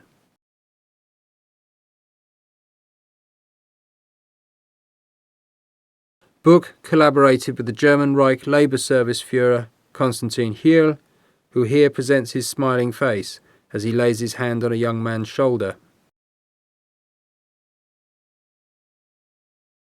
Swing exercises that were inspired by Bukh's gymnastics used in the German Labour Service. This photograph from the beginning of the German occupation of Denmark shows representatives from the German Wehrmacht in conversation with Niels Bukh on the main steps of the gymnastics high school. Bukh was clearly not nervous about appearing in this costume with its connotations of right-wing radicalism. Niels Bukh took part with his troupe in mass communal singing, with contributions from amongst others by the great Danish national tenor Aksel Schiøtz. Den 3. november for 25 år siden begyndte jeg mit arbejde her i Ollerup, hen i en mindre bygning, der hedder Borgen. Der kom 12 danske bønderkarle, som blev uddannet på min delingsførerskole der den første vinter og den kommende sommer. 12 unge piger, og der arbejdede jeg hen i 6 år, og elevflokken voksede roligt op, sådan at den til sidst talte mellem 60 og 70, så det var umuligt at blive der længere. Så begyndte jeg at bygge Gymnastikshøjskolen, der blev indviet den 1. maj 1920, og havde 60 elever den første sommer. Og der begyndte allerede at komme tilgang også fra de danske byer og nogle enkelte fra udlandene. Og Gymnastikhøjskolens hovedbygning blev efterhånden suppleret, sådan at der blev bygget først et stadion til idræt og boldspil, derefter en svømmehal, og skolens sidefløje blev forlænget med læsesale og foredragssale og biblioteker. Og tilgang af elever voksede stadig, så bygningens udvidelse måtte også fortsætte, og det var ikke længe før idrætshallen blev bygget. Dog må jeg huske at nævne, at inden den tid blev svømmehallen bygget, den første i Danmark og den eneste i 5-6 år. Og sammen med idrætshallen, hvor vi har idræt og boldspil og al den slags ting om vinteren, der blev der anlagt et svømmestadion ude, som vi bruger i særlig grad om sommeren.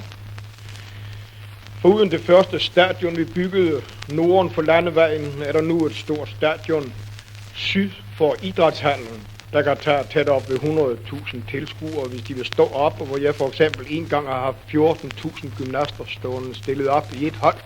Så det er et stort anlæg, og parkerne omkring skolebygningerne er også vokset. Denne sommer er der til skolen opført en meget stor ny bygning på 92 meters længde og 22 meters bredde, som rummer en stor spisesal og festsal, stor fast scene til kunstnerisk underholdning om søndagen og en mægtig gymnastiksal, der er så stor, at der er tennisbaner på langs og 5 badmintonbaner på tværs.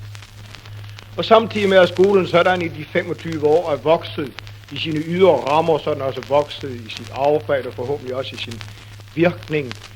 I det, der nu kommer som regel op imod 225, 30, op til 50 elever på de forskellige vinterhold for mænd i 5 måneder og sommerhold for unge kvinder i 3 måneder. Og nu er eleverne ikke alene her fra Danmark og ikke alene fra landet, men også i ret betydeligt antal fra byerne. Og der er gerne en 20-30 udlændinge på hver hold. Holdet i vinter er naturligvis mindre end sædvanligt på grund af de her forfærdelige krigstider, som jo lægger en underlig hård og tung stemning overalt og alle foretagerne. Men ellers har det været en umådelig lykkelig og rig tid. Den arbejdstid, jeg har fået lov til at have her i Ollerup, og jeg ser også fremtiden i møde og håber, der igen må komme fred i verden, så også denne gerning kan få lov til at virke fremtidigt.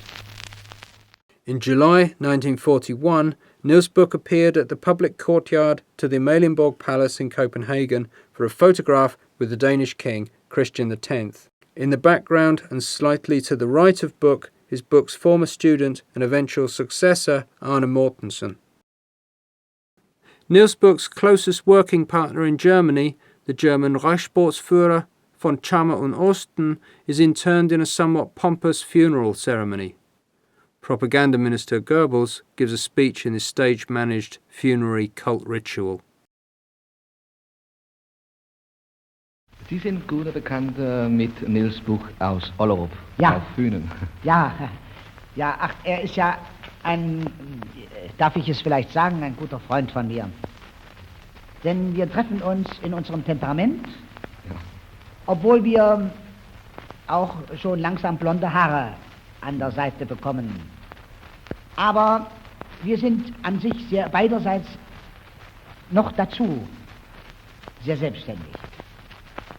Und wenn in der Beziehung sich unsere Gedanken treffen und gegenseitig im Austausch der Meinungen und Auffassungen über die Leibeserziehung und über die Gymnastik oder andere Fragen der physischen Erziehung von uns beiden besprochen werden und worden sind, so hat sich das immer auf der Basis freundschaftlicher Art bewegt. Ich möchte dazu noch eins sagen. Ich glaube, das dänische Volk kann sich glücklich schätzen, in Niels Bukh einen Förderer der Leibeserziehung zu finden, wie es wohl kein anderes Land hat. Vielen Dank. Bukh's summer girls marched through Sønderborg. On the same occasion, Bukh praised the German soldiers for their discipline. On Bukh's own recommendation, his gymnastics school was commandeered by the Germans in October 1943. The school's enormous size was perfectly suited to the garrisoning of soldiers and for military training.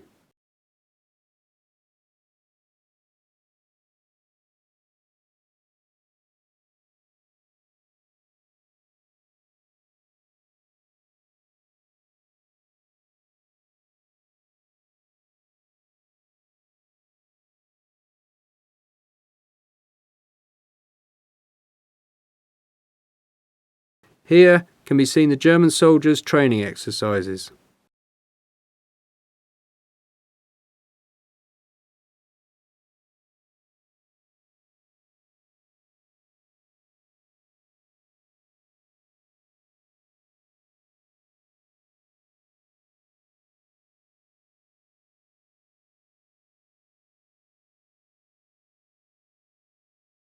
The German Wehrmacht accorded Bukh's school significant military value, which can be seen in the construction of defence installations on the school grounds.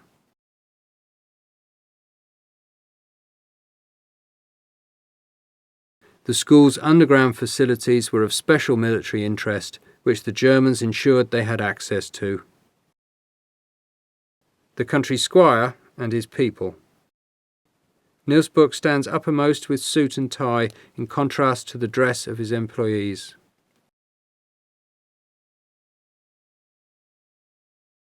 At the end of 1943, in his annual report to the school, Bukh made sure that he linked himself to Danish democratic institutions, such as the Danish Parliament at Christiansborg. Bukh became an object for satire after the war, as here from a magazine in 1946.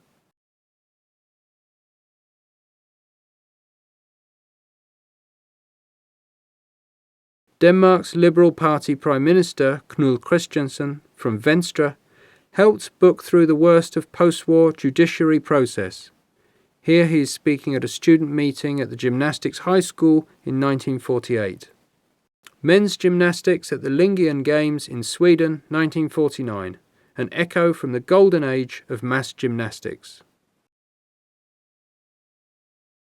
It must have been a bitter blow to Niels Bukh to see a large men's team presenting his gymnastics after he himself had been ostracised.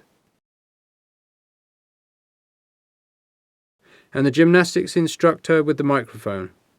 Young gymnasts in one-piece sportswear with bare arms. Clearly, a typical Bukhian type of exercise has been chosen so that everyone can join in.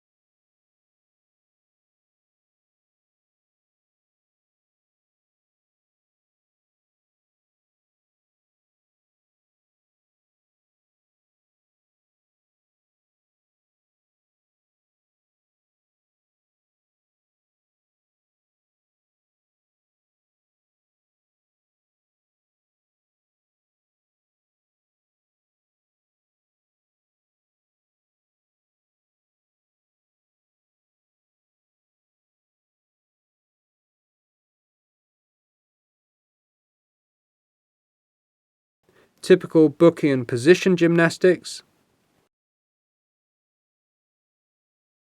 And here there is support for the handstands, which clearly shows that this is not a display by an elite team.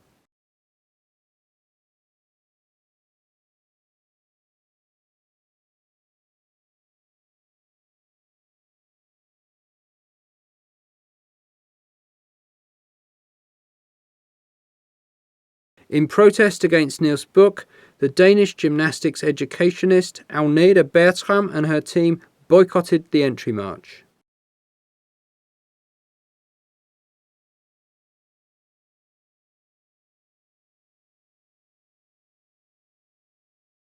And this is NIELS BUKH's faithful collaborator Arne Mortensen with the national colours in front of Bukh's gymnastics team. NIELS BUKH was shaken by the ruins of Germany during a visit in 1950.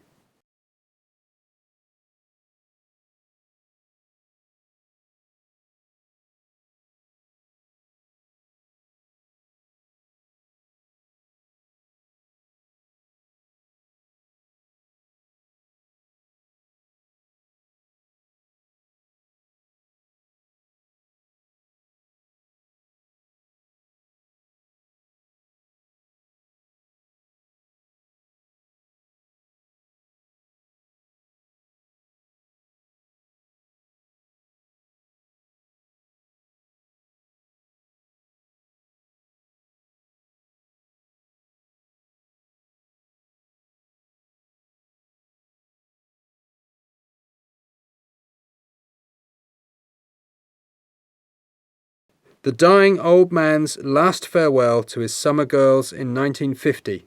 Behind NIELS BUKH, his successor Arne Mortensen. Bukh's former students bear Bukh's coffin, decked in a Danish Dannebrog, past the statues of the pool area. Bukh's coffin is placed in front of flags from the Nordic countries, with a wreath from the Danish king placed in the middle.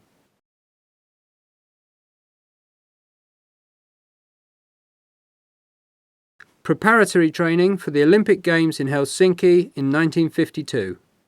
After Bukh's death, his successor, Arne Mortensen, tried to carry on in the old man's style, both in terms of gymnastics and leadership.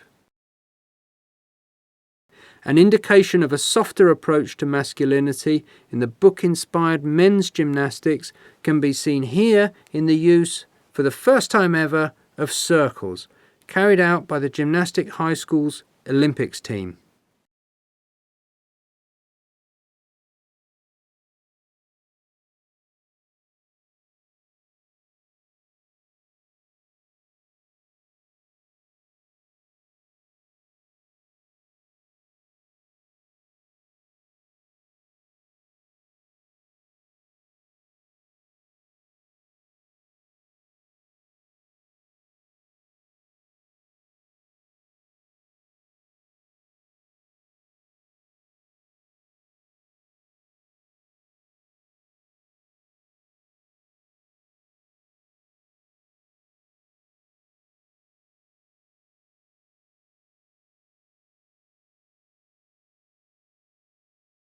Og bøjning.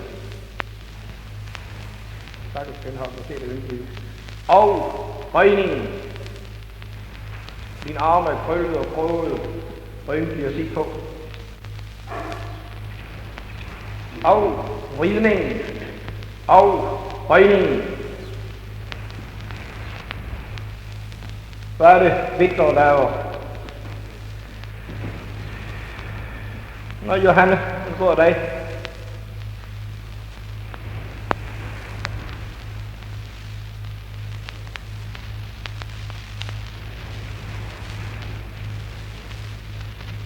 Dyb og høj bøjning. Kammen. Og længere til venstre bøj om. Dybt. I lænd. Højt. I ryg. Og i samme hop som før. Udløftninger 2 frem. Begynd. Det samme højre og så 2 hop. Afsving enkelt ud. Og højre og venstre begge. Kom. 1, 2, 3, 4, 5, 6. 1, 2, 3, 4, 5, 6. 1, 2. Lytte, hvorfor hopper du ikke i takt med de andre, det sætter underliv? 5, 6, længere til venstre. 5, 6, 1, 2, 3, 4, 5, 6, 1. 3 små hopper i langsigtene. 9. Retning. Lidt længere frem alle sammen. Kom.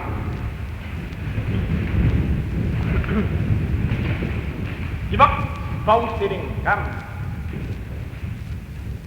Ud fra midten af mellemrum.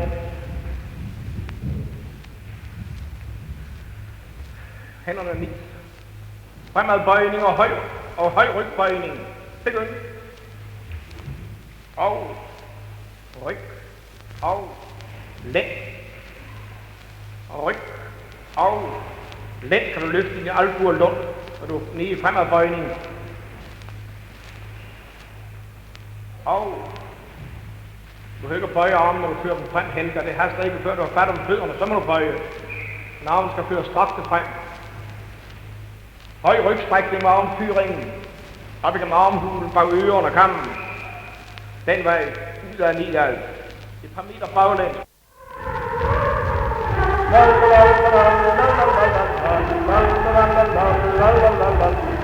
Roligt. Stå. Hænderne ned.